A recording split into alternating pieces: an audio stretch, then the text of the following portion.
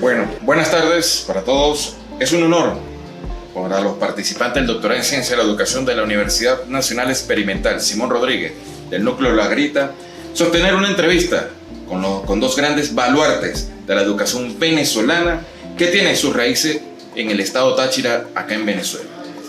Nos hacemos presente en el acogedor hogar de la familia Millán Contreras, que nos abre su puerta con todo cariño para realizar este significativo encuentro desarrollado en el marco del primer Congreso Internacional y Nacional Horizontes y Voces para la Transformación Educativa, y en esta ocasión se hace presente la doctora Elisa Camargo, docente de la Cátedra Estudio Independiente, la cual cursamos como parte del mencionado doctorado. También se encuentra el doctor Enrique Labrador, nuestro gentil colaborador, así como los participantes del doctorado, la fisioterapeuta Joseimar Bermúdez, profesores María Daniela Cárdenas, Ramón González, el Eudo Pernía y el doctor Jerry Sarmiento, quienes tenemos la responsabilidad de conducir esta entrevista, la licenciada Ernestina de Méndez y quien les habla, el licenciado José Linares, el coordinador del evento. Tras bastidores se encuentra un grupo de docentes universitarios y parte del equipo técnico que gustosamente se ha incorporado para apoyar esta iniciativa. Buenas tardes. Para mí es un profundo honor hacer presentación de estas dos personalidades que nos acompañan en la tarde de hoy. Me tomo el permiso para leer un poco de quién le estamos hablando. Doctor José Armando Santiago Rivera, docente universitario con una extensa trayectoria que supera los 50 años, y en su trayectoria dejó huella en la Universidad de los Andes, Instituto Pedagógico de Caracas, entre otros. Es magíster en educación, mención docencia universitaria, magíster en educación agrícola de la Universidad Rafael Urdaneta, doctor en ciencias de la educación, postdoctorado en educación latinoamericana y adscrito al Departamento de Pedagogía de la Universidad de los Andes, Táchira. Investiga la enseñanza de la geografía en el trabajo cotidiano y es un educador para siempre. También damos la bienvenida a nuestro querido anfitrión, profesor Asdrúbal Millán, natal de la ciudad de Carúpano, estado Sucre, pero hijo adoptivo de La Grita, egresado del Instituto Pedagógico de Caracas en 1972 en la mención de castellano, literatura, latín y griego. Docente activo por más de 56 años y casado con la profesora Isabel Contreras de Millán, nuestra siempre admirada Chava. Hoy el encuentro es para reconocer que estamos necesitados de esas voces que desde su experiencia, desde su saber, desde su trayectoria, nos permitan tener nuevas visiones, nuevas miradas del proceso educativo desde el lado humano de lo que ha significado para ustedes la educación, que también es una pasión que compartimos con ellos. Bienvenidos, profesores, y agradecidos porque nos abrieron esta gran oportunidad. Adelante, a la orden. Esta es su casa. Así la sentimos. Bueno, ya damos inicio a lo que va a ser la siguiente pregunta a los profesores. Iniciamos con el invitado, profesor Armando Santiago. Si preguntamos a las personas, encontraremos muchas apreciaciones sobre su carrera profesional. Luego, nos gustaría saber cómo se describe usted mismo como su rol docente. Bueno, yo soy egresado del Instituto Pedagógico de Caracas. Me formé como profesor de geografía e historia y tuve la suerte de contar con un personal docente de mucha calidad, académica y profesional. En lo que respecta a la geografía, había una bastante controversia, fundamentalmente académica y disciplinar, en las palabras de Rubén Carpio Castillo, Felipe Besara, la profesora Mirna Mota, y por el otro, Ramón Tobar, Maruja Taborda de Cedeño. Y eso significaba para nosotros contar con un escenario de debate permanente, había mucha diatriba, había el planteamiento de aspectos bastante novedosos. Por un lado, por una formación fundamentalmente de la geografía norteamericana, y por el otro, la geografía francesa. Lo que significa que ese grupo que se formó, que tuvimos la suerte de recibir esa preparación antes de incorporar el denominado régimen de semestre, pues corrió para nosotros en un escenario bastante lleno de posibilidades para potenciar nuestra tarea de investigador. Eso significó para nosotros algo muy importante, un régimen de anualidades, donde teníamos la ventaja de compartir con los profesores, no solamente en el aula, sino en las conversaciones, en sus conferencias, en su participación en foros, y la gran ventaja también de contar, en el caso nuestro, con la Escuela de Geografía de la Universidad Central, donde siempre éramos allegados interesantes por las preguntas y los planteamientos que le hacíamos a los colegas geógrafos. Eso significó para nosotros ir moldeando un espíritu bastante novedoso.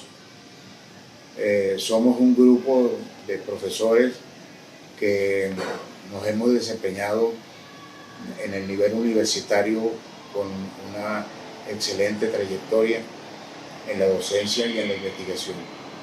Quiere decir que la preparación que recibimos fue significativamente muy representativa para la tarea que nosotros aspirábamos a cumplir, pero también el gusanito de la investigación, porque era frecuente las preguntas relacionadas con el panorama geográfico mundial, el panorama educativo internacional y la lectura de revistas y artículos de prensa que nos nutrían fundamentalmente en nuevas perspectivas. En lo personal, yo agradezco mucho porque tuve la suerte de tener ese personal docente y fundamentalmente en lo que me enseñaron. Pero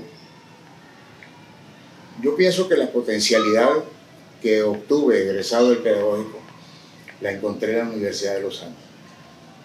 El doctor Manuel Cristancho me enseñó cuál era la carrera universitaria, cuál era la formación del docente universitario, y fundamentalmente me enseñó a algo interesante para un docente universitario.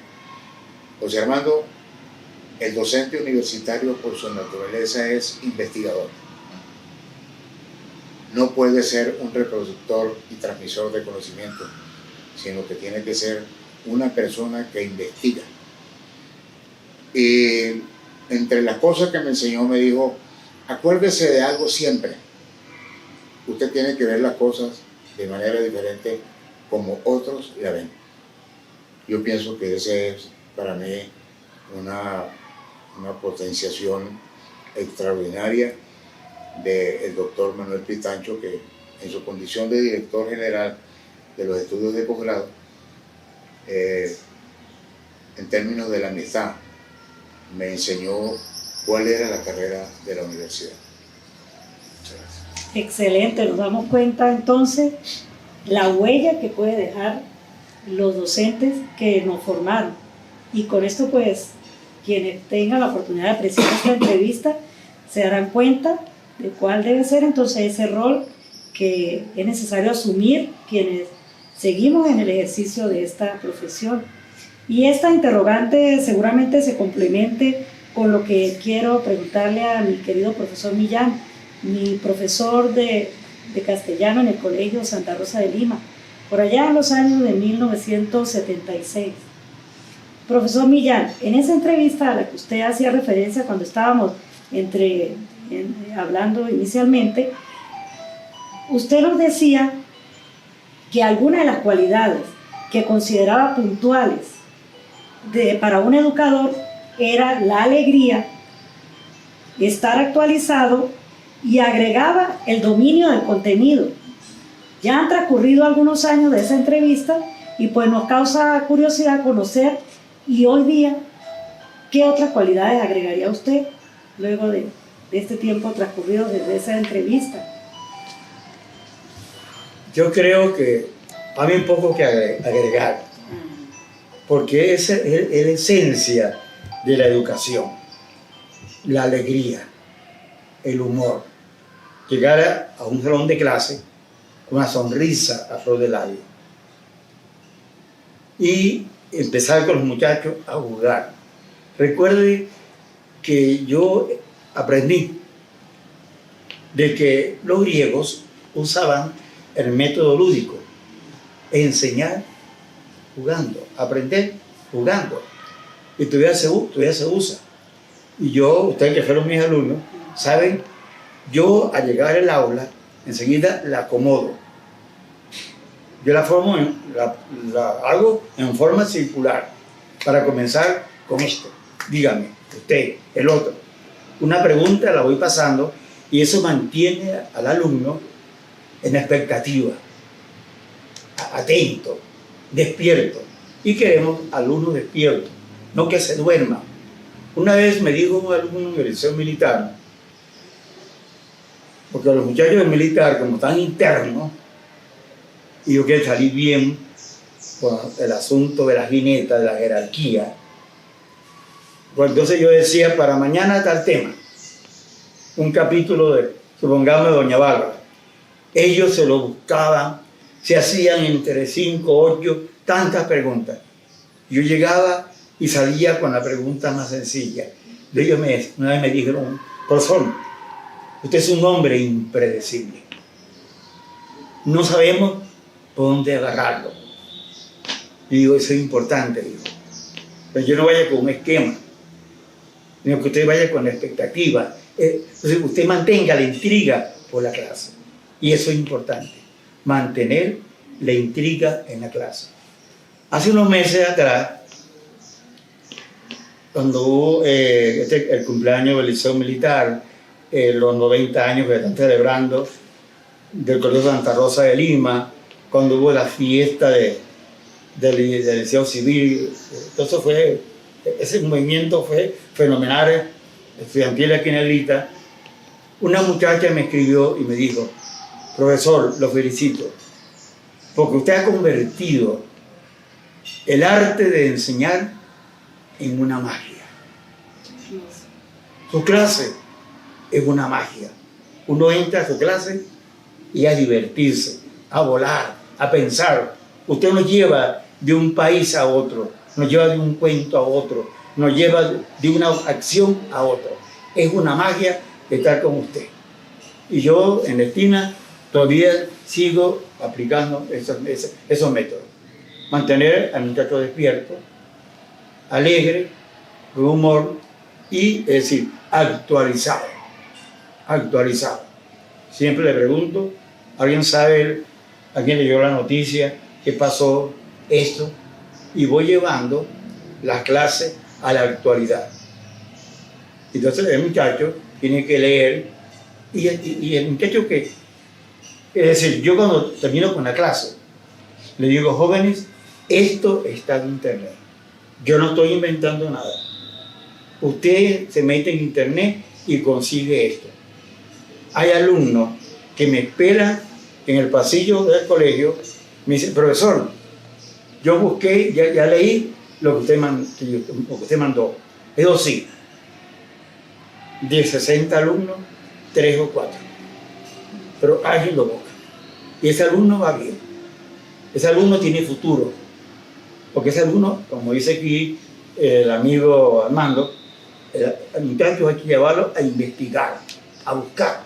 No quedarse con lo que está en el libro o no quedarse con lo que el profesor está diciendo.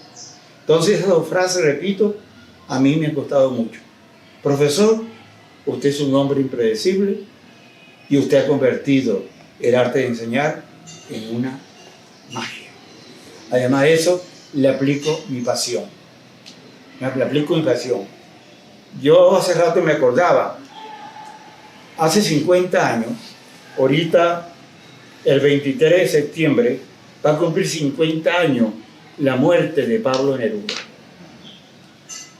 Y Arturo Gualtieri escribía todos los domingos en el Nacional un artículo llamado Pizarrón. El pizarrón de la semana se llamó La Última Residencia, porque Neruda tuvo unos libros que se llamaron Primera, Segunda y Tercera Residencia. El título era La Última Residencia, así acabó su vida Pablo Neruda.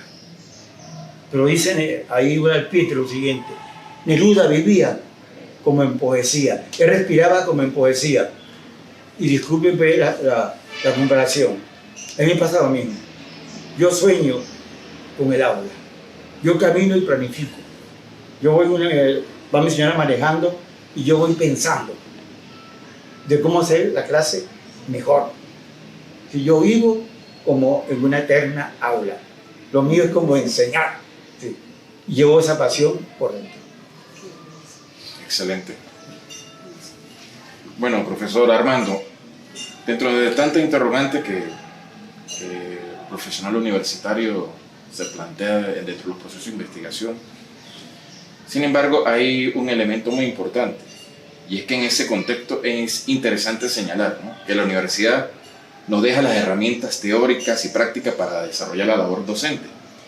Pero a nosotros nos gustaría saber qué valor agregado le ha dado a su ejercicio profesional la experiencia. Bueno, aquí debo comenzar con mi experiencia en la educación media, del bachillerato. Yo trabajé 20 años en el Liceo Carlos Manuel Lamos de Rubio. ¿Y qué aprendí de ese liceo? En primer lugar, aprendí que era de fundamental importancia llegar temprano al aula de clase.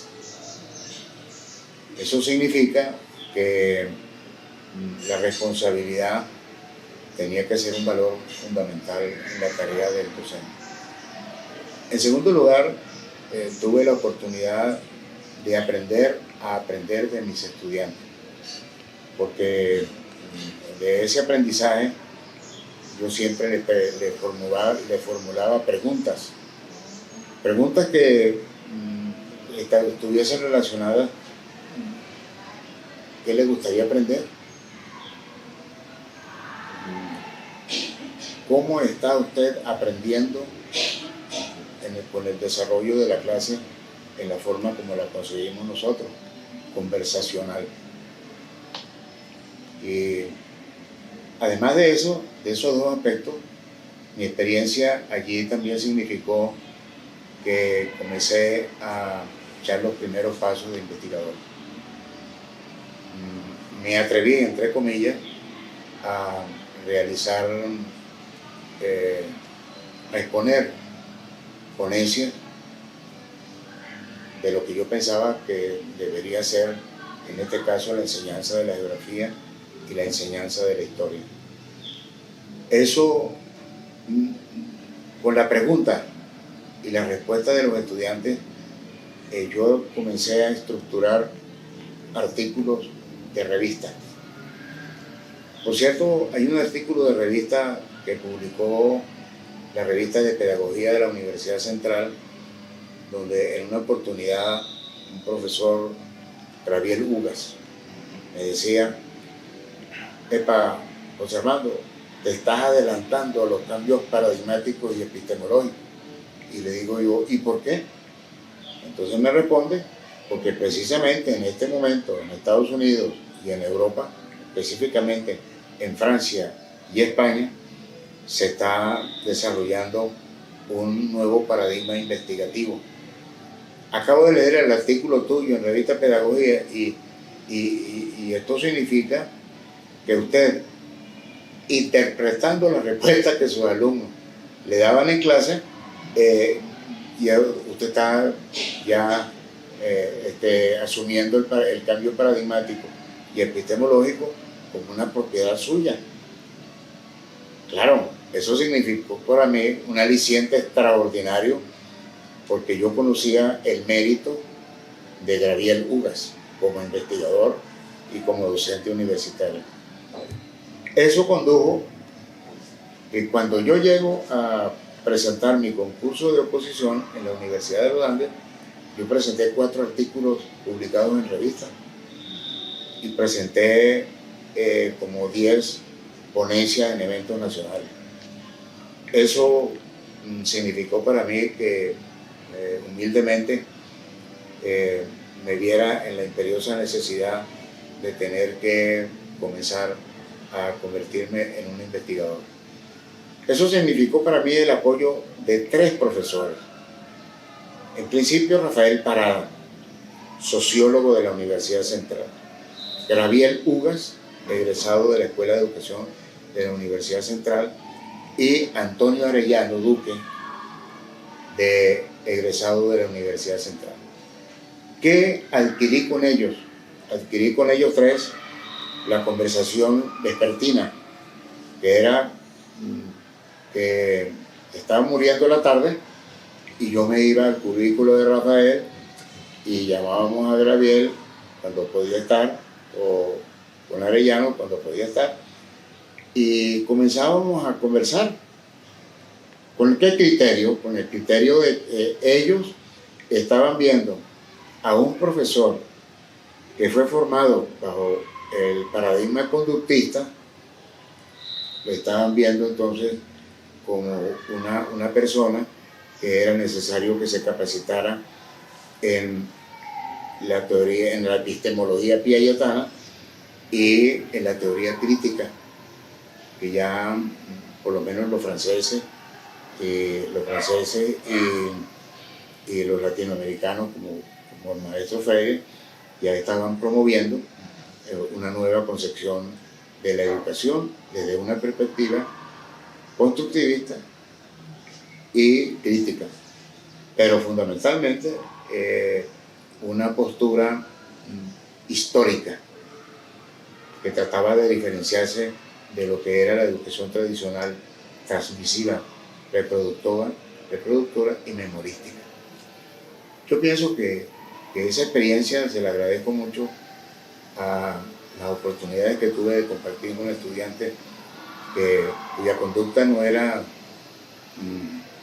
muy estable, pero también con estudiantes con las cuales valía la pena conversar.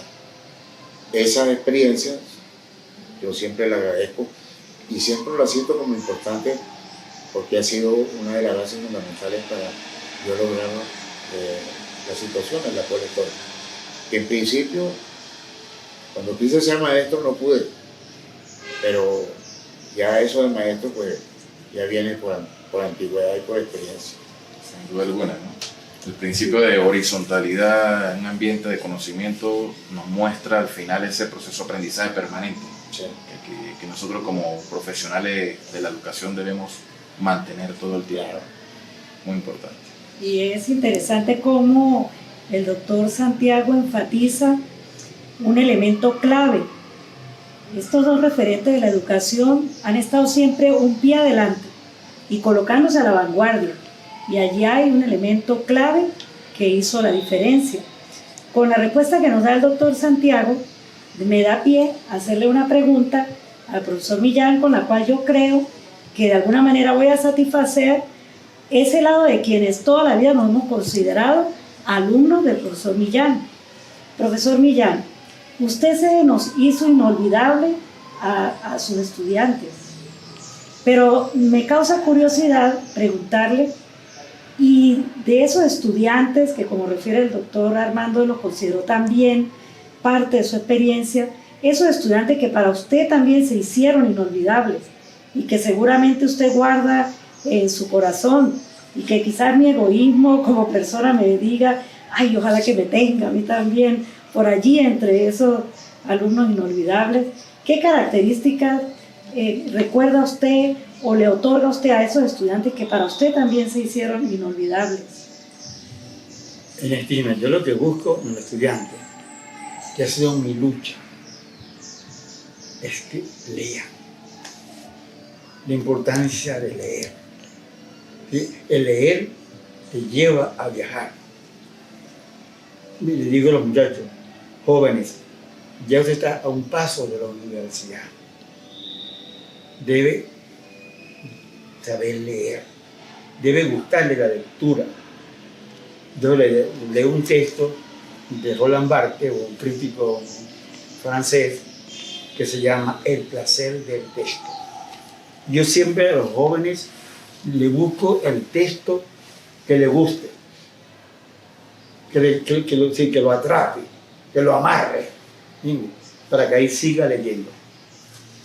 Yo digo y le insisto, muchachos, lea, lea, porque usted toda la vida va a leer. No sean perezosos con la lectura. Y yo le explicaba, yo no salgo de mi casa sin un libro. Donde yo vaya, yo tengo libros de diferentes tamaños y me meto uno en el bolsillo. Porque a mí me parece como un pecado llegar a una consulta médica mientras el intermediante médico está sentado ahí sin nada. O está en un aeropuerto esperando el avión sin nada. O en un banco, donde hacíamos la cola en los bancos. Y en esa cola, yo por donde iba y por donde voy todavía, llevo mi libro. Esa es la lucha mía. Lea, hijo, lea. Y aprenda para la vida. Oiga lo siguiente, le digo. Ustedes de aquí a 5, 6, 7 años no van a saber quién escribió Fuente Ovejuna. O si Romeo y Julieta lo escribió Cervantes o lo escribió García Lorca. Usted no va a saber cuál fue la obra de Walt Whitman. Eso se olvida. Con el tiempo se olvida. Pero leer, ser puntual, la presencia, decir buenos días, hasta mañana, preguntarle a un vecino cómo siguió su papá, la medicina que le compraron le ha servido. Eso, hijo, es para toda la vida. Atienda, sea puntual. Y por eso yo insisto en los cuadernos. Ustedes por ahí a los alumnos haciendo cuadernos y haciendo rayas, haciendo esquemas. Porque la vida hay que llevarla, apenas ser ordenado. Porque a veces me llegan, disculpe que yo estos cuento, llegan a clase el lunes, o lo que sea, o el martes. Profesor, se me quedó el libro. Ajá. Jóvenes, antes de acostarse, hijo, en la silla donde colocó la camisa, los zapatos y tal cosa, o la joven que dejó tal ropa, también dejen ahí el libro. Metan el libro en el bolso. Cuando lleguen aquí, traigan su libro. Porque si el libro en clase, o sin la tesis, el material, usted se siente que el tiempo se le hace como aburrido, le da hasta como piquiña. Si usted está sentado en su mesa con su libro y está oyendo al compañero, oyendo al profesor y sigue la lectura, la clase se le va fácil. Sonó el timbre y no se dio cuenta. Entonces es parte de lo que nosotros queremos enseñarle. Puntualidad, orden, disciplina, porque lo demás con el tiempo se olvida. Así es. Así es, bastante, muy preciso, ¿no? En lo que es el comentario, ¿no? La lectura fundamentalmente. Siempre ha sido el norte final que el profesor Millán en todos los encuentros, en todos los años nos puso. Educado. Así es. Bueno, para el profesor Armando Santiago, primera faceta en su vida profesional, profesor en un liceo en el Carlos Rangel Lamus de Rubio.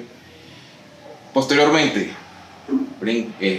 salta ese salto importante a lo que fue la categoría profesor universitario, en la cual el elemento de la investigación presente, ¿no? Ya como un modo de vida. Sin embargo, nos gustaría saber si hay algún referente, una inspiración, que fue el principal motivo que lo llevó a escoger esta noble carrera en el ámbito educativo. Bueno, al principio yo fui a la Escuela Normal de Valera buscando cupo para ser maestro. El director la entrevista con el director me dijo, mire amigo, usted sirve para todo menos para maestro. Bueno, Un colega del pedagógico, estudiante de pedagogía, Jonás Díaz, en las vacaciones en agosto me dice: Fernando, ¿y por qué no te metes al pedagógico? Entonces yo le dije: mire, hola, me inscribí en la escuela de geografía, en la escuela de historia, en la escuela de economía de la ULA. Yo soy egresado del Liceo Libertador de Mérida. Tengo esas 3 carreras a punta de cañón. Hombre, chico, el pedagógico, ahí son 5 años. En el pedagógico va a estar 4 años nada más. Bueno, me voy para el pedagógico. Llévate mis papeles. Me inscribió y me dijo: tal día es el examen de admisión. El día lunes, ítem psicológico. Ahí comenzó el holocausto. Martes, exámenes psicológicos. Miércoles, exámenes psicológicos. Jueves, conocimiento. Y el viernes, la entrevista personal. Eso era el verdadero holocausto, donde usted veía en la lista de los que iban a la cámara de gas y los que quedábamos vivos. Soy uno de 150, de los cuales nos encontramos en el camino como a 20 y egresamos de ese grupo de la primera, del ingreso de los 150, aproximadamente 32. Es decir, de mis compañeros, 32 egresamos. Bueno, ¿qué significa eso? En primer lugar, yo dije, después de esa batería de test, conversando con Jonás, me dice: Armando, con esa batería de test, quiere decir que usted tiene un índice por lo menos bueno. Así que comience su trabajo. Comienzo trabajando con el libro de geografía, el libro de formación moral y cívica y el libro de historia universal en el Liceo Carlos Rangel. Y como dice el maestro Millán, yo comencé a ver que la gran mayoría llevaba el libro y empezamos a leer los temas relacionados con los objetivos.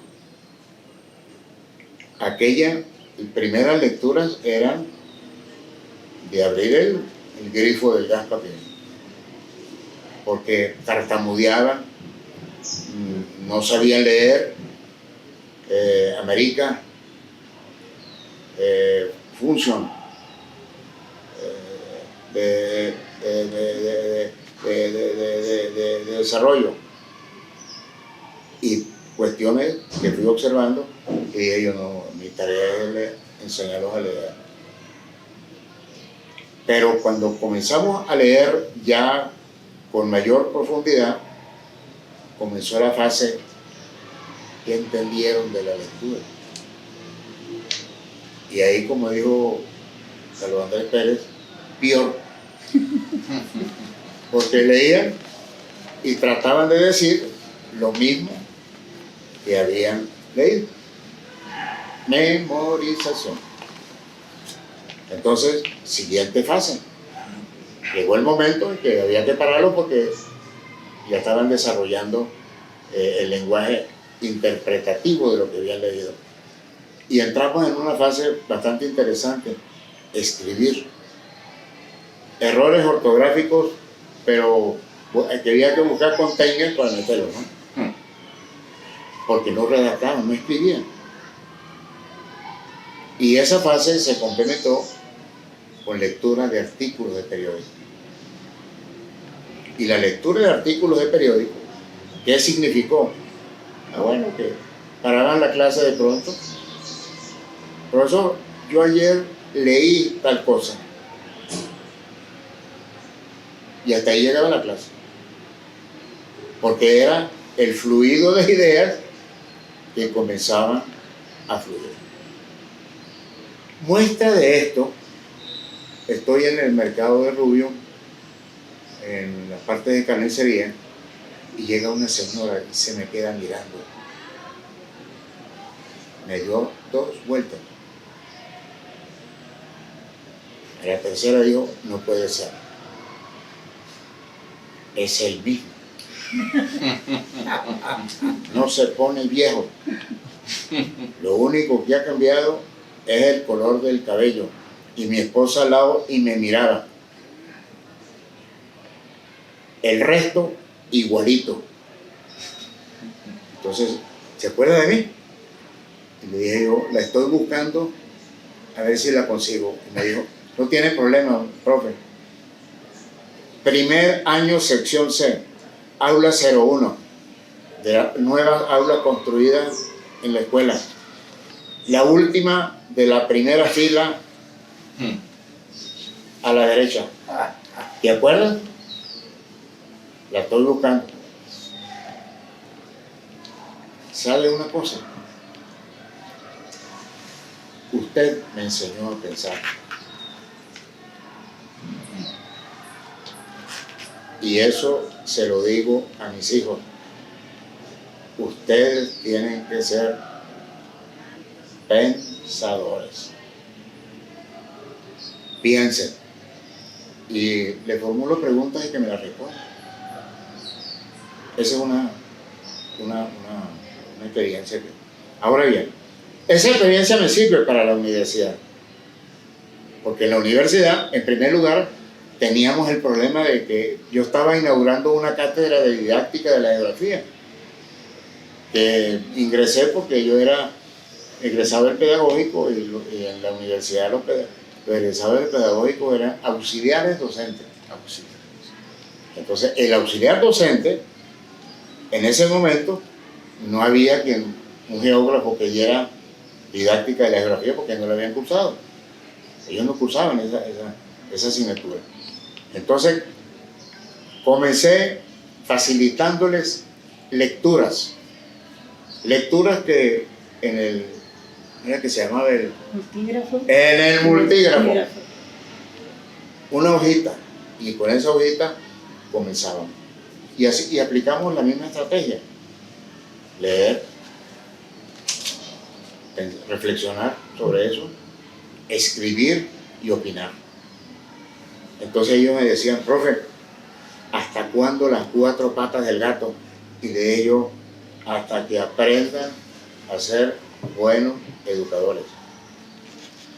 Leer, pensar, escribir y explicar. Eso me sirvió bastante en ese. Ya vinieron entonces, ante la necesidad de referencia bibliográfica, comencé a escribirle artículos para publicarlos en la revista, y los que leían esos artículos, los primeros que consumían esos artículos eran ellos. Y esa es la experiencia que puedo ayudar, en el sentido de que para mí he venido acumulando las experiencias desde el primer día que comencé a ser profesor hasta ahora que estoy todavía trabajando. Con la pandemia, ¿qué hice? Con la pandemia les hice un instructivo. Lea el artículo cuyo título es tal, dirección electrónica es tal. Tercero, lea e interprete el contenido y redacte su opinión en una página. En una página nada más. Bueno, muchos no llegaron a la página. Siempre estudiantes universitarios no llegaron a la página, pero al principio no llegaron, pero ya pedían 2 páginas. Lo que quiere decir que la lectura continuó siendo, como era progresiva, en función de los temas de la asignatura, pues entonces eso les permitió a ellos elaborar otro punto de vista, etc. Importante Fíjense que en esta evolución que ustedes han tenido a lo largo de los años de labor, han tenido que manejarse con la generación, como se han denominado, X, Y, la generación Z, los millennials, hasta casi ahorita la generación denominada nativos digitales, ya la generación pandemia, bueno, todas estas denominaciones. ¿Cómo ha hecho usted, profesor Millán, para comprender esas generaciones y a la vez para adaptarse a esas circunstancias que una nueva generación implica en sus características, en todo lo que representa?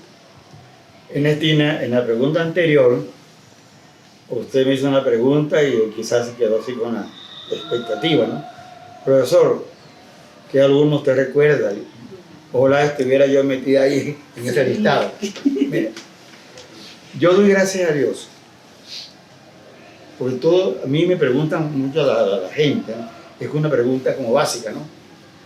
O sea que yo soy carupanero, y soy carupanero por los 4 costados. Gritón, albolario, corre para allá y corre para acá, esto y fiesta, y no sé qué más, y me he visto así, para allá. Hijo del diablo. Hijo del diablo. ¿Cómo llegó Millán aquí a la vida? Como la historia es larga, yo digo, mire, vamos a resumirlo. Dios tenía en sus planes que yo le diera clase. Manda. Bueno, doy gracias a Dios de que el Señor me trajo a esta tierra. Esta tierra en verdad de gracia. Esta tierra de educadores. Cuando yo llegué a la Grita, a ratico de haberla conocido así, realmente del Hotel Capri, donde llegué con las maletas, hasta que fueron a buscarme de militar, vi una sola moto, la moto del señor Zambrano, uno que vive al lado de la escuela de música, el papá de Yolanda, el cartero, que tenía una moto, no había más motos, una sola moto. Yo veía las casas de la Grita como bajitas, no es que soy muy alto, también es que yo con la edad y en las enfermedades he perdido como unos 7 centímetros. Pues yo caminaba y me veía alto. Bueno, llegué al liceo militar y cuando veo aquel mundo de pino, de frescura, dije, Dios mío, esto es lo que yo estaba buscando. Esto es lo que yo estaba buscando. Y para Mañapa me tocó un 5º año, estaba de alumno Zulay Rojas Pérez, Zulay Rojas Moreno, Fanny Zulay. Estaba Lía Juanita, la hermana de la profesora de Radio Mercedes. Estaba Pérez Viva, el candidato presidencial. César Pérez Viva. Y otros muchachos más. Uno Río Hernández, que se casó con una hermana de Alida Frasca, Alida, sí, la que vende de pizza. Un grupo, pero bueno, ese grupo de muchachos me obligó a mí, yo llegué muchacho, soltera, le digo al hijo cualquiera que me pase por el pedagógico. O agarro un carro y me bajo frente al pedagógico y yo le paso la mano al pedagógico y le digo, gracias por el tiempo que tuve aquí. Fueron los años felices de mi vida. En bachillerato en el Liceo Simón Rodríguez de Carúpano, que se llama el Liceo Simón Rodríguez, viví momentos felices. Porque es que también mi temperamento es así alegre. Nada de rollo. Yo no soy hombre de rollo, ni nada. Para adelante. Mi bachillerato, excelente. Y en el pedagógico aún mejor. lo que aprendí, lo que me enseñó el pedagógico, lo que me orientó el pedagógico, me ha servido para toda la vida y gracias a ello he sido feliz. Tengo, pues disculpen, pues este prestigio. No podía decirlo, pero hay que decirlo. Tengo este prestigio gracias al pedagógico y porque le he puesto corazón. Y yo digo, si Dios me puso en esto, para que estos muchachos yo lo llevara, pero buen camino, le abriera puertas, le abriera ventanas y enseñar a ver el mundo, yo seguiré con esa misión. Entonces, Ernestina, gracias por haber sido mi alumna y en nombre suyo a todos los miles de estudiantes en estos 50 años que tengo aquí en Madrid. Aquí he trabajado en el Liceo Militar 30 años, en el Liceo Civil 30 años. Los 15 años que estuvo aquí en Ufrón. Trabajé un tiempo en la parroquial y ahí me salí porque me enfermé. Trabajé en la escuela de música. Trabajé en la Sociedad Bolivariana. Tengo 50 años en el Club de Leones y también he trabajado por Copey. Amén. Sí, el muchacho, definitivamente, ¿ves? Totalmente. Sí. Sin duda alguna. Bueno, profesor Armando, ya nos mostró, o mejor dicho, nos visualizó cómo ha sido ese impacto que le ha dado a muchos estudiantes con esa anécdota, con ese estudiante que le pasó un escaneo por todo, por prácticamente alrededor suyo. Sin embargo, pues los tiempos van, el tiempo sigue, el tiempo es finito, el tiempo biológico del ser humano pues nos muestra que en algún momento pues dejamos de existir totalmente, ¿no? Sin embargo, pues la tecnología ha arropado, si se quiere decir, muchas cosas en la vida cotidiana del hombre y la educación pues no escapa de ello. Sin embargo, hay personas que afirman que la carrera docente desaparecerá y seremos sustituidos con la tecnología. ¿Qué nos puede comentar al respecto? Mira, cuando llegó aquel boom de las ayudas audiovisuales, que era un proyecto que la Organización de Estados Americanos se había propuesto darle a la educación una orientación conductista, todo planificado en función de objetivos, en función del objetivo establecer las actividades y las formas de evaluarlos a través de test psicológicos. Se afirmó eso, que en la medida en que evolucionaran las ayudas audiovisuales, desaparecería la función del educador. Bueno, el tiempo ha pasado. ¿Qué vemos? Por un lado, en primer lugar, una evolución científico-tecnológica, que lo último de esto de la artificialidad ya es un hecho real y verdadero. Pero así como se ve que el celular ya no es solamente para escuchar y ser escuchado, sino que ya nos sirve a nosotros de muchas cosas, entonces uno dice que la variabilidad tecnológica pues está sustituyendo al profesor.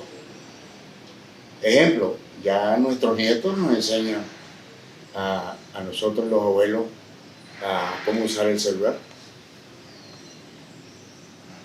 Ya hay tecnologías, por lo menos la que llaman el Roku, que el Roku ya está fundamentalmente centrado en una nueva versión del YouTube. Entonces ya usted ni necesidad tiene de estar metido en las cableras, sino que usted teniendo el Roku, ya usted tiene una visión del planeta Tierra en todas sus magnitudes. ¿Cómo duermen los nómadas iraníes? Cómo se acomodan, cómo hacen el refugio, etcétera, etcétera. Pero también nos dicen Cuídense porque ya viene el Bert convertido en huracán y ya su viento está sobre los 160 kilómetros por hora. Cuidado Puerto Rico, las Antillas Menores, etcétera, etcétera. Entonces, ¿en qué situación estamos? Bueno, que estamos en la tarea extraordinaria de tener acceso a la información, o en este caso a las noticias, a las informaciones y a los conocimientos con una velocidad espantosa. Usted entra a Google y le pregunta que artículos sobre la esperanza. La respuesta es millones de referencias y usted escoge. Ante todo eso y otras cosas más que nos están manifestando, la multiplicidad de aspectos que la red electrónica nos está beneficiando. Pero la tarea del docente es otra cosa. Necesitamos humanizar a la sociedad. Con la tecnología no funciona. Con la tecnología nosotros tenemos lo que llaman los científicos de la teoría crítica, la McDonaldización cultural del mundo. El blue jean es el pantalón en cualquier lugar del planeta Tierra. Las sandalias estas de goma que nos han facilitado los chinos, eso está en el aborigen inca que está por allí metido en el Perú, eso lo están utilizando. La pizza, la hamburguesa, etcétera, etcétera, ya esa es la comida común y corriente en cualquier parte del planeta Tierra. A excepción de Bolivia, que los bolivianos dijeron que ellos no comían eso. Que muy bien, que preparen las hamburguesas, los perros calientes, lo que sea, pero ellos no los consumen. Entonces, la McDonaldización ha traído como resultado, entonces, que veamos la uniformidad que quieren convertir en la masa social del planeta. Primero. En segundo lugar, hace falta el maestro. ¿Y para qué el maestro? Para que cree los valores que estamos necesitando para contrarrestar la McDonaldización. Eso no lo crean las máquinas. Las máquinas lo que nos crean es aprender por ensayo y error.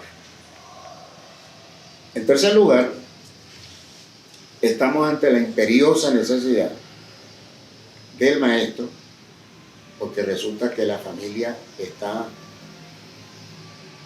que en paz descanse. Ya la familia, dijeran por aquí en el lenguaje coloquial, está a pique. La familia está ya lo que se llama la relación familiar a punto de desaparecer. Necesitamos el maestro para que nos enseñe qué es la familia. Y no solamente la familia, sino la prosecución de la especie humana. Cuarto, necesitamos ante la prosperidad y el progreso tecnológico que nos arropa, nosotros necesitamos responsabilidad, compromiso, honestidad. Eso no lo crea la máquina. Y en siguiente,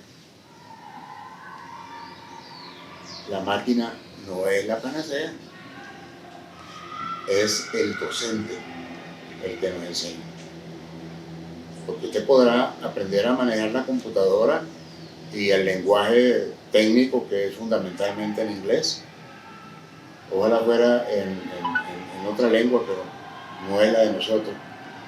Ahí en Piaget, cuando lo invitaron a que explicara qué era eso de la epistemología gayetana, la genética. Entonces le pidieron que hablara en inglés y él le dijo: le ruego que me perdonen, pero yo soy belga. El grupo Maná, rockeros, al grupo Maná le han dicho que porque no cantan en inglés. Y yo: no, nosotros somos mexicanos. ¿Me entiendes? Entonces, la máquina la dirigimos nosotros, no la máquina nos puede dirigir a nosotros. Y en eso está la tarea del docente. La tarea del docente es muy difícil ser sustituido, por lo menos en las tribus africanas. ¿Quién es el que dirige la orquesta? El anciano. El anciano es el que dice. Y el grupo étnico hace lo que diga el consejo de ancianos. ¿Qué hay ahí? Experiencia. Y así por consiguiente, las propuestas del maestro Buenaventura Sousa dos Santos. ¿Qué recomienda Buenaventura? Portugués. Él recomienda que tenemos que volver a las tecnologías ancestrales porque el impresionante desarrollo tecnológico está destruyendo el planeta. Entonces, si el planeta se está destruyendo porque el clima ya no es lo que nosotros habíamos considerado como regularidad, entonces ahora estamos ante la necesidad de comenzar a formar la conciencia, que quien forma conciencia es el docente. Es el que enseña, el que no. Entonces, ante el empuje tecnológico, que muchos aseguran que estamos muertos, ¿no? Pero la contrapartida dice: estamos de parranda. Exacto. Es decir, que ya no vamos a ser maestrosaurios o profesosaurios, como lo están definiendo.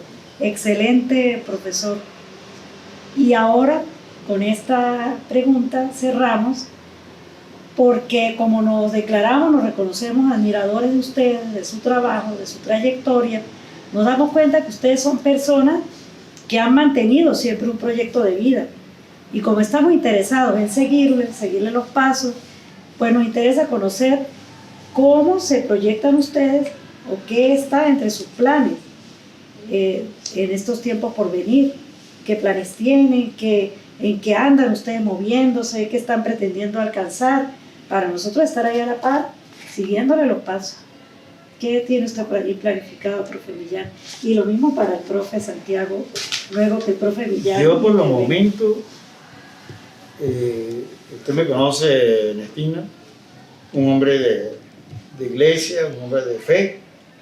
Yo le pido a Dios vida para seguir trabajando en este plan de seguir encaminando a la juventud. Hace poco leía de que en Francia volvieron a decirle a los maestros que tenían que hacer dictado, a poner a los alumnos a leer y a quitarle un poquito la sumadora, la calculadora. Porque los muchachos no estaban ni leyendo, ni escribiendo, ni aplicando esas operaciones básicas. Hay que volver de nuevo a esa parte. Yo estoy de acuerdo aquí con el amigo Armando. El maestro es insustituible. Uno tiene que estar siempre por detrás del muchacho, a ver qué pasó, viéndolo, orientándolo, encaminando, animándolo. Ahorita, por ejemplo, las nuevas leyes, que al muchacho ni se toque, que al muchacho ni nada, no. Una cosa es tirar la ley, pero otra cosa dice la experiencia. Un muchacho en un aula necesita que esta vamos a las 9 se escriba, anímese, porque hace falta, porque a veces vienen de la casa como muy vacío. Yo sé que la casa educa, y la escuela enseña, pero también ahorita la escuela tiene que tomar esos dos papeles, educar y enseñar. Educar es para la vida. Entonces ese papel no lo puede perder el maestro. Yo, el día que me toque retirar, y lo he pensado y pienso porque no me dé ningún trauma, ningún yello, ninguna frustración, porque es una etapa que cumplí y yo puedo decirla que me realicé, que yo en Agrita me realicé como docente, que en Agrita, gracias a Dios, que conseguí a esta mujer de ese grupo, a Isabel, y tuvimos 6 hijos, y también me realicé como padre de familia, como papá. Entonces, ya supongamos que no tengo que ir para aula, seguiré leyendo, seguiré dando conferencias, seguiré caminando, o seguiré leyendo en la iglesia, pero seguiré leyendo. ¿Y el profe de Santiago? Doctor Bueno, Santiaguito. Santiago. Eso es motivo de discusiones de alto nivel en mi casa.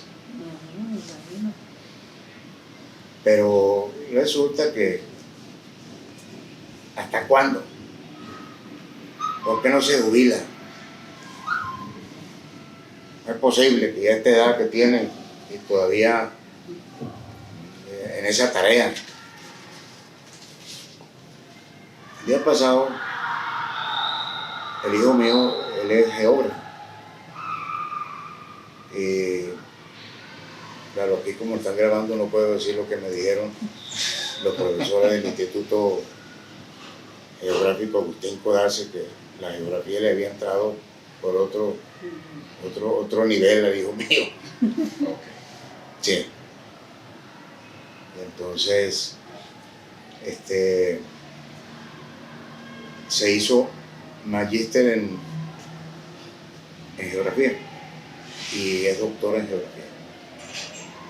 Entonces, la conversación ya estaba agarrando alto nivel de yo callado, escuchando a mi esposa y a mi hija. Y llega mi hijo y dice, mire, a papá déjelo quieto. En Colombia lo adoran. En Colombia quieren a papá. Papá no se debe trabajar a Colombia porque en la Universidad de los Andes él está satisfecho. En Venezuela no hablemos porque aquí es una referencia en la enseñanza de la geografía, le dice él. Y eso no va a desaparecer de papá de un día para otro. Por lo tanto, plan B, siguiendo los pasos del maestro Millán, seguir leyendo y escribiendo. He encontrado mucho apoyo en colegas brasileños, porque me gusta escribir lo que otros no escriben. Y eso pues causa entusiasmo. ¿Esto de dónde sale? Muy obrigado por lo que mando. Colegas argentinos, colegas chilenos, colegas peruanos, ecuatorianos, colombianos, españoles, mexicanos, costarricenses, con los cuales me unen. Una excelente amistad y ellos me dicen lo mismo, hay que seguir dando. Yo tengo el reconocimiento de Google Académico, ahí estoy metido en la red latinoamericana de investigadores en ciencias sociales, estoy metido también aquí a nivel nacional en la red de investigación de didáctica de las ciencias sociales y en reuniones permanentes. Ya este año, ahora en septiembre, estaremos en Florencia, Caquetá, que se va a realizar el Encuentro de Investigadores de Didáctica de las Ciencias Sociales de Colombia, que es una reunión anual a la cual siempre ellos me escriben que esperan contar conmigo y yo voy allá y además de la ponencia, las conversaciones en grupo. Entonces uno ahí, pues, ellos le pican la lengua a uno y uno pues habla, les explica. Pero un aspecto bastante interesante es que yo uso frecuentemente al internet. Y de la lectura de 20 artículos, me pongo a pensar al contrario de lo que ellos piensan. Y eso lo aprendí de Stanislao Zuleta, un autodidacta colombiano que dice que cuando uno va a leer, tiene que pensar al contrario de lo que escribe el autor.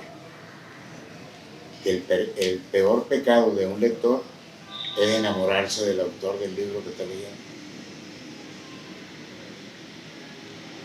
Ese libro lo leí yo aproximadamente en 5 horas, porque es tan sumamente interesante la experiencia de ese señor que no fue a la escuela, pero que recibió una formación en la casa, comenzando por la lectura de los clásicos. Leyendo los clásicos, enamorándose de los clásicos, claro, avanzó a la modernidad, y en la modernidad pues se apoyó en Bacon, Descartes, Galileo, y etcétera, etcétera. Y un lector fanático de la posmodernidad. Pero pensando siempre el contrario de lo que dice el autor. Usted tiene que irse en contra de lo que está leyendo y tome nota. Ese es el plan B mío. Porque decir cómo voy a renunciar todo un tiempo como maestro, cómo voy a renunciar tanto tiempo de trabajo, de investigación y de aportes. Y de aportes. Totalmente. Sí. Yo le pedí aquí a José un detallito, ¿no? Claro. Como decía aquí el amigo Armando, ¿no? Que los colegas le decían, y o en la casa, ¿cuándo te vas a renunciar? ¿Cuándo te vas a retirar? Así me pasaba a mí a veces en la casa nunca. Los hijos míos y mi señora nunca. Pero en la calle siempre me conseguía con personas. Bueno, Millán, ¿cuándo te vas a renunciar? ¿Cuándo vas a dejar el colegio? ¿Tú quieres que las hermanas te van a levantar una estatua ahí en el colegio? Y se metería en ese quincho. Un día sin faltar respeto, al enfrente le dije, mire, ¿cómo quieren ustedes que yo me quite lo que a mí me hace feliz? Claro. Estar en un aula, hablar con los muchachos, explicar una clase, motivarlos, hacerlos reír, eso a mí me hace feliz. ¿Cómo quiere usted que me lo quite? Apretaron las piernas y más nunca preguntaron. Luego vino toda esta cosa de la pandemia y muchos que antes me decían por qué no me jubilaba, se arrepintieron de haberse jubilado antes de tiempo. Se han arrepentido de haberse jubilado antes de tiempo. Yo le digo esto a mis alumnos. Hace Radio Televisión Española, tiene todas las tardes lo que se llama la hora Cervantes. Entonces entrevistan a un político, a un pintor, a un escultor.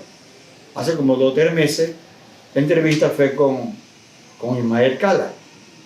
Ismael Cala dijo muchas cosas y dijo esto: señores, estudiantes, ya hoy no vale la data, porque la data la tiene Google.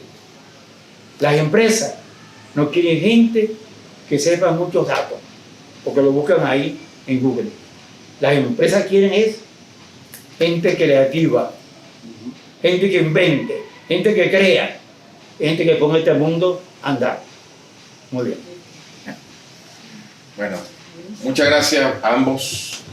De verdad fue un compartir bastante interesante, afortunados por contar con ustedes, y son esas voces que nosotros necesitamos para poder transmitirla y no solamente mostrarla, sino también internalizarla en nuestros proyectos de vida, en nuestra continuidad dentro de la labor docente. Sinceramente, pues agradecido por esta tertulia que tuvimos, una conversación amena, ese compartir de experiencia. Y bueno, solamente nos queda agradecer este grupo de doctorando de la primera cohorte del grupo doctorando en Ciencia de la Educación del Núcleo UNERCS La Grita, que estamos haciendo vida en estos momentos y que estemos en ese proceso de consolidación en pro de la educación de aquel municipio de Jauregui. Sinceramente, pues los felicito y bueno, muchas gracias a todos. Yo quisiera esta oportunidad para agradecerles esto, ¿no?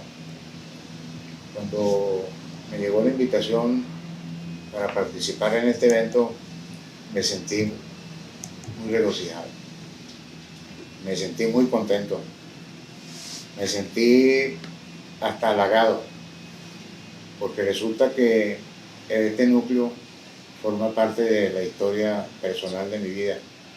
Aquí he dejado yo también en esas aulas por lo menos varias chácharas, y volver a La Grita en esta labor, pues eso me satisface mucho y les agradezco la cordial invitación que me han hecho, y conocer al maestro Millán pues reconforta también, porque hay que respetar la experiencia y la calidad que ha desarrollado. Sí. Y a ustedes, pues, como me enseñó mi abuela, en primer lugar mi abuela me enseñó a ser agradecido, y en segundo lugar me enseñó a siempre decir que Dios les pague.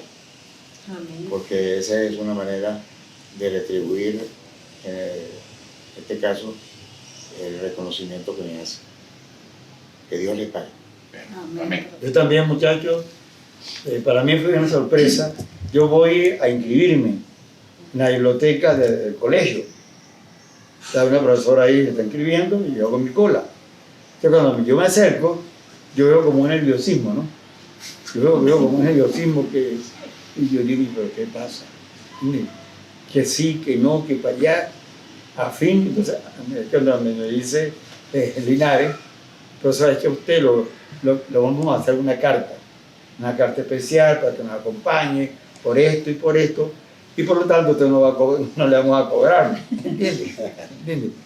Pero usted está invitado especial. Entonces eso me dejó así como asombrado.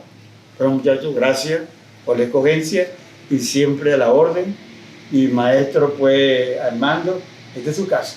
Gracias. Aquí hay espacio, ya lo llevé hasta el patio, hasta la puerta de la fuga. Sí. Esa es la puerta de Batman. Sí, porque ahí no se sabe quién sale. Entonces cuando él mete la llave en la puerta, pam, pam, pam, empieza la música de Batman. Entonces quiere decir que el batimóvil ya está. No. Y lo peligroso es que lo coloca en La Grita en cualquier parte. ¿Verdad, maestro? Bueno, de mi parte agradecido, porque realmente la Universidad Simón Rodríguez, Universidad Nacional Experimental Simón Rodríguez, en su momento le cambió el rostro a La Grita. La universidad acá, siempre decimos que prácticamente en cada familia hay un egresado de la Universidad Simón Rodríguez. Y pues, profesores, siéntanse ustedes, que ha sido el mejor preámbulo para nuestro congreso, un congreso en esta época de un año escolar bastante accidentado, donde estamos pretendiendo en este cierre de año escolar dejar un mensaje positivo, esperanzador, optimista, y ustedes son parte de este final feliz del año escolar, y que comencemos un nuevo año con una frescura, renovados, con nuevos ímpetus, y eso lo estamos encontrando en ustedes, que para nosotros han sido en esta tarde 2 libros abiertos. Agradecido con todos ustedes, con el apoyo técnico que tenemos en esta tarde, y bueno, me siento afortunada y bendecida por haber sido parte de este momento y de esta historia. Muchas gracias. Ay, qué bonito.